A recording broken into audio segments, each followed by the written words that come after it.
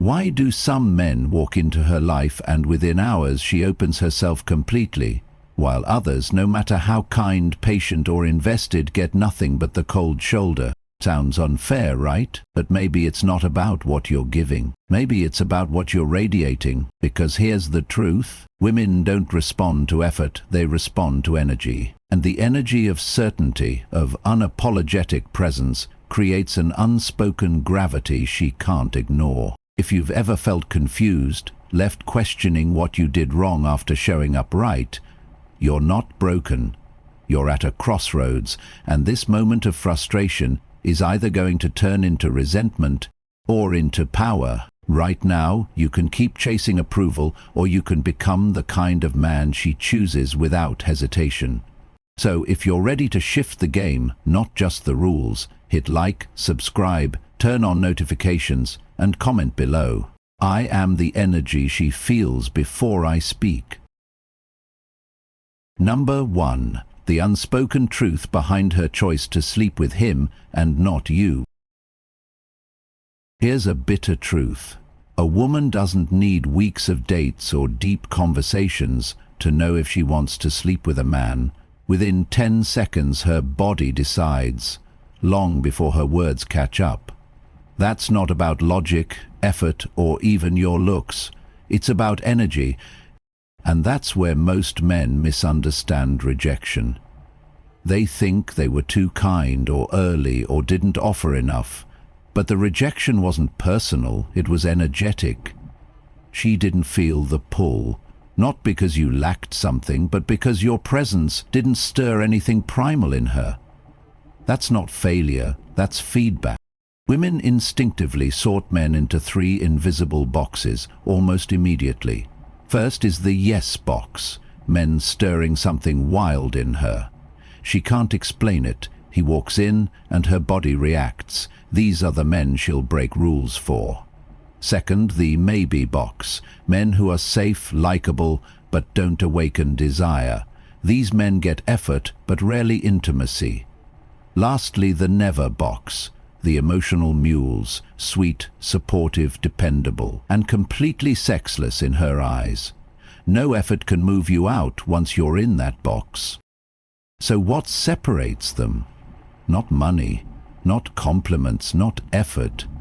It's energy, a kind of masculine gravity that disrupts her emotional frame. It's not loud or flashy. It's the man who's calm in chaos, playful without trying, unavailable without being cold, the one who doesn't try to win her over because he's already enough on his own. The nice guy confuses kindness with attraction. He believes that if he's generous, patient, and attentive enough, she'll come around. But attraction doesn't work that way. You don't earn desire through effort, you trigger it through presence. From a Stoic view, this is about detachment.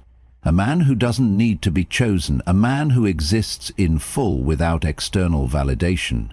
As Epictetus said, freedom is the only worthy goal in life. Freedom from needing approval, freedom from chasing reactions, freedom from trying to be what she wants. Your efforts will only push her further if she's not pulled to you by instinct. The solution? Shift the focus. Stop trying to create desire and become the kind of man who doesn't need it to feel whole. From there, attraction either happens or it doesn't, and you're fine either way.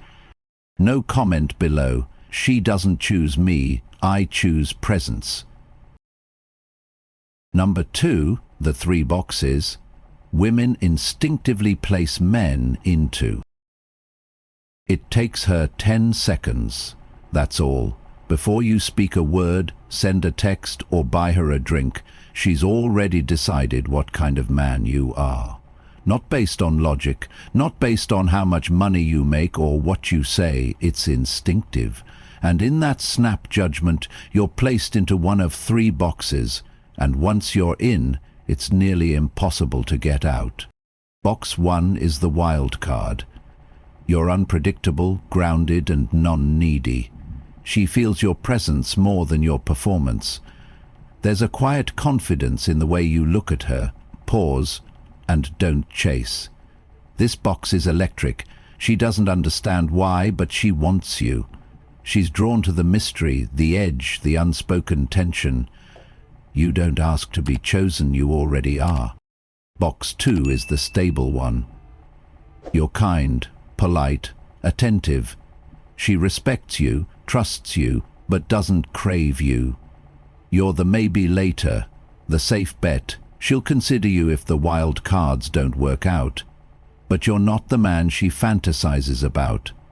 You're the man she knows would be good for her, which is often code for not exciting enough. Box 3 is the emotional mule. You listen to her rants, validate her feelings, wait patiently, and think your loyalty will eventually win her over.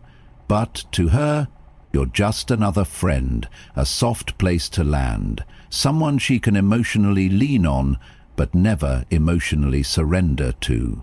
You give, and she takes. You wait, and she forgets. Here's the hard part.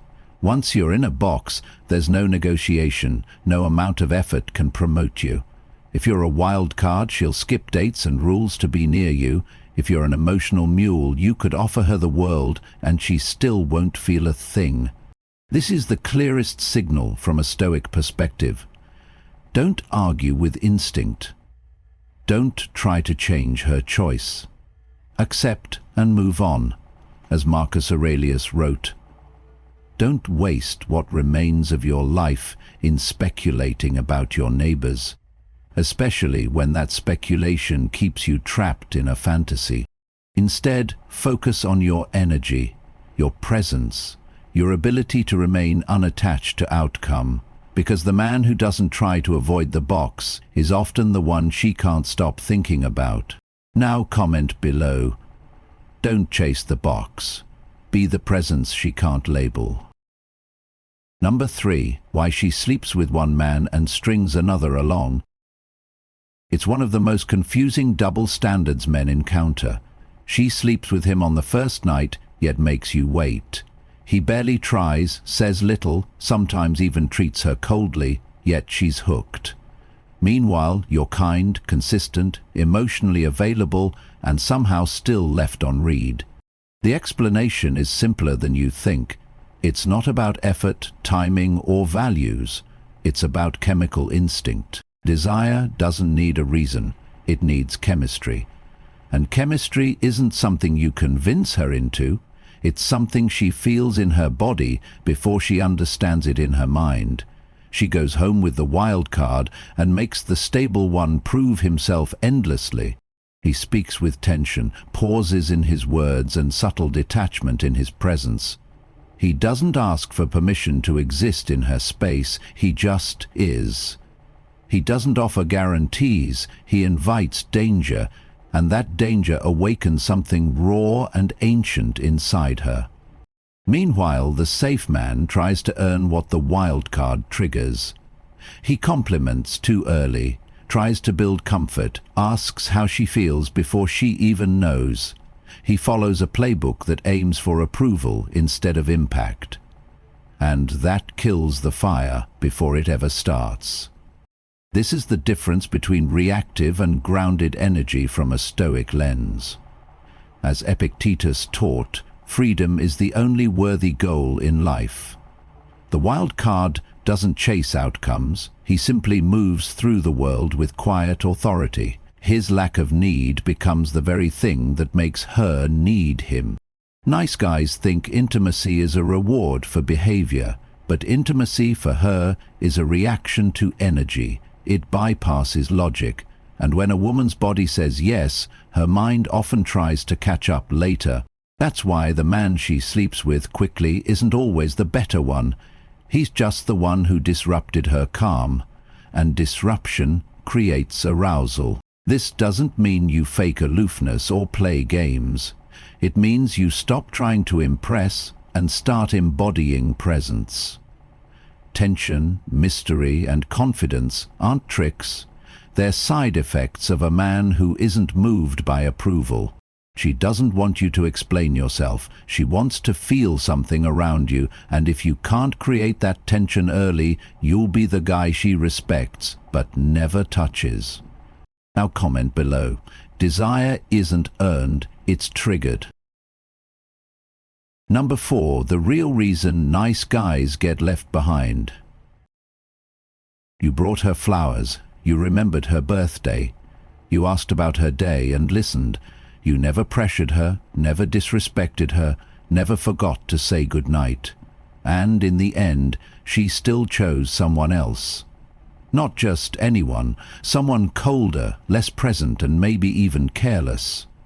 And you're left wondering, what did I do wrong? Here's the answer. You didn't do anything wrong, you just misunderstood the game. The nice guy doesn't fail because he's kind. He fails because his kindness is laced with need. Every gesture, though sweet, carries an invisible message. Please pick me. That desperation, that hopefulness. It doesn't feel strong. It feels heavy. It feels like pressure. Women can sense it. It's not your words. It's the energy behind them. She doesn't see generosity when you give too much too soon without being invited. She sees insecurity. And no matter how noble your intentions, the dynamic becomes unbalanced. She didn't ask for your attention, but now she feels responsible for it. That's when she starts to distance herself, not because you were too kind, but because she never got the chance to want you. You were already offering yourself before she decided you were worthy of interest. The Stoic approach flips this completely. As Marcus Aurelius wrote, "Do not waste time arguing what a good man should be. Be one. Don't perform goodness, embody it.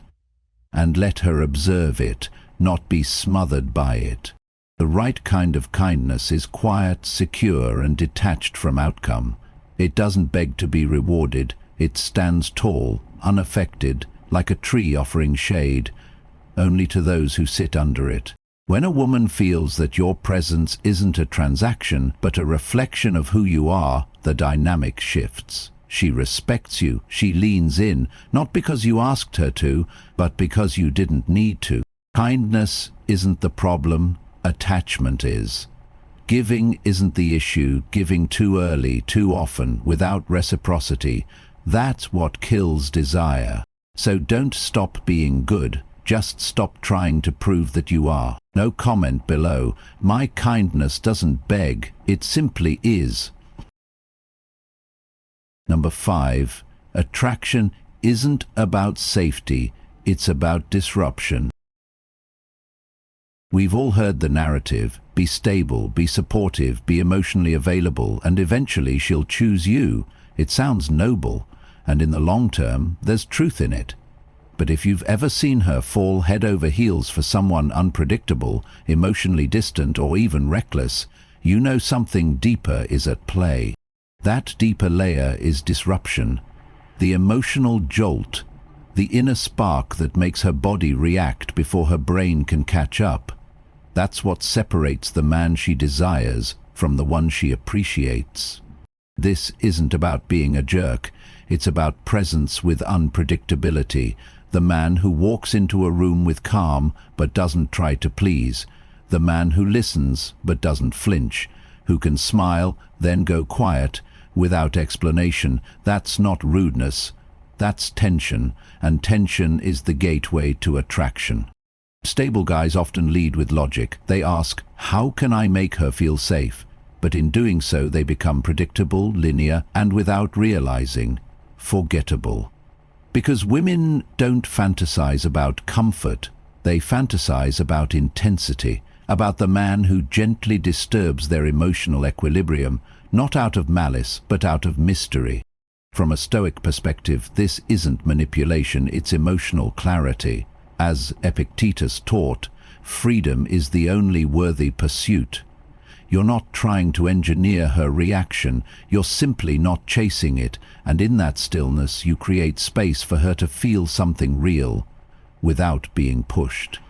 A man who understands this walks a fine line. He doesn't smother, he doesn't over-explain. He lets her lean in, and if she doesn't, he doesn't chase. He's too focused on his purpose, his peace, to beg for affection. Ironically, that's what pulls her in, because attraction isn't just about pleasure, it's about uncertainty, about the space between what's said and what's left unsaid. You don't need to be mean. You just need to stop being predictable. Don't offer your presence like a gift she didn't ask for. Let her discover you. Let your energy stir the waters, not smooth them over. Because in a sea of safety, the current makes her heart race. No comment below. I'm not here to comfort. I'm here to awaken. Number 6. Why effort can't manufacture attraction. You've been texting her consistently, reacting to her stories, dropping little compliments, offering to meet, to help, to support. You think, if I just keep showing up, maybe she'll finally see I'm different. But deep down, you're starting to realize it's not working. Here's why. Effort doesn't create attraction. It never has. When the spark isn't there, no amount of attention, affection, or generosity can light it. You can't build desire brick by brick, because desire doesn't operate on effort, it runs on instinct. And once her body labels you as safe, but uninspiring, you're in a box that kindness alone won't break. Women aren't drawn to men who try harder. They're drawn to men who don't have to. The ones who walk in, say little, and make her feel something without even trying. Why? Because their energy isn't reaching outward, it's pulling inward. That pull isn't built on strategy, it's rooted in being unavailable to be consumed. You see, when you flood her with validation too soon, messages, gifts, interest, you're not creating curiosity, you're killing it. The mystery dies, and in its place she feels pressure, like now she owes you something. Emotionally, she didn't ask to receive. From a Stoic lens, this is where most men abandon their center. They start bending to gain approval. They overextend, hoping effort will compensate for lack of connection. But as Marcus Aurelius said, waste no more time arguing about what a good man should be. Be one. That includes being one who doesn't need to beg. The man who draws her in doesn't try to prove his worth. He lives it. He's already whole before she responds, validates, and reciprocates. And that wholeness is the very thing that magnetizes her interest. So stop trying to earn her attention with effort. Let your silence speak.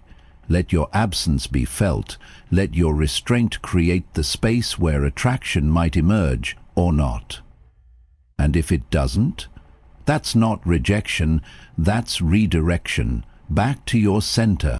Because the moment you stop chasing is the moment she might finally start noticing. Now comment below, my presence doesn't chase, it attracts. Number 7. Why flirting isn't talking, it's energy in motion.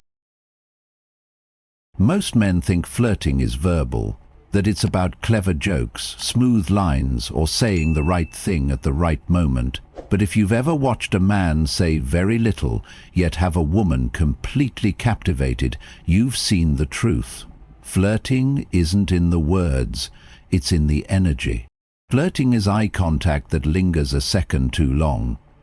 It's the slight pause before a response, the tilt of your head, the calm in your breath, the space you leave for her to feel your presence. Instead of trying to fill every silence with noise, you don't flirt by trying to be funny, you flirt by being grounded. You create tension when you speak slowly, hold eye contact, and let the moment breathe. And tension, not words, is what makes her lean in. The problem? Most men talk too much. They try too hard to impress. They rush. They explain themselves. They laugh nervously. All of it communicates the same thing. I need you to feel something for me right now. And that neediness kills attraction before it begins. But the Stoic man flirts differently. He doesn't try to win attention, he lets his presence earn it. He doesn't perform, he observes. He smiles not because he's trying to charm her, but because he sees something amusing and chooses to share it without expectation. From a Stoic point of view, this is about self-caress. As Epictetus said, "Know first who you are, and then adorn yourself accordingly." You don't need gimmicks when you're grounded in who you are. Your natural rhythm becomes the flirtation. She feels this. She may not know why, but your slowness draws her in. Your restraint becomes intrigue. Your lack of need becomes the mystery she wants to solve. You're no longer the funny guy or the sweet guy. You're the man she can't figure out, which is far more powerful. So stop focusing on your lines, start focusing on your energy, on your breathing, on your stillness.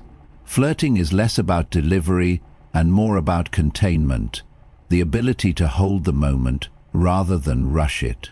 Because when you stop trying to flirt and instead become the kind of man whose presence flirts on its own, she notices. Now comment below, "My energy speaks before I do." Number 8. Stop investing before she's earned it. You meet her, she's beautiful, engaging, a little mysterious. Immediately your mind starts racing ahead to conversations, dates, and even more. So you lean in, hard, you message often, you give time, attention, maybe even favors, but somewhere along the line she fades. You're left confused, frustrated, maybe even a little bitter. Here's the truth, you invested before she earned anything. Attraction is not built on generosity, it's built on impression, and the first impression that matters isn't about looks, money, or effort, it's energy. If she doesn't feel that magnetic pull from the beginning, no amount of pursuit will override her instincts. Most men get this backwards. They think, if I show her how valuable I am, she'll eventually desire me. But this comes across as compensation, and compensation signals lack. You're auditioning for her attention, when in reality, she should be the one working to keep yours. The Stoic man understands this. He doesn't give his time freely, not because he's arrogant, but because his time is valuable. He knows that attention without demand feels cheap. So he watches, observes, waits for her to step forward. If she doesn't, he moves on, unbothered. Marcus Aurelius said, "If it is not right, do not do it. If it is not true, do not say it." The same applies to energy. If she's not showing interest, stop pouring into a dry well. If she hasn't earned your time, don't offer it like a discount product on a shelf. Instead, be the prize. Don't explain it, embody it. The prize doesn't need to convince, the prize doesn't lower itself, the prize doesn't knock, it waits to be invited. She'll feel the difference. Most men flood her with attention before she's even expressed curiosity. But the man who doesn't flinch, doesn't rush, doesn't over-offer, he stands out. He makes her question why he isn't trying harder, and that question opens the door for curiosity and eventually attraction. So from now on, flip the script. Let her reveal her interest before you invest yours. If she's not leaning in, stay still. If she is, meet her but never chase her. Because when you respect your time, she will too. No comment below. I invest in what invests back. You came in wondering why she gave herself to someone else so easily while making you prove your worth. But now you see, it was never about fairness. It was about frequency. The man she gave herself to didn't beg to be chosen. He simply was. Not louder, not richer, just more rooted in who he is. Now you understand. It's not about chasing women, it's about becoming a man who doesn't need to chase. She didn't ignore your love.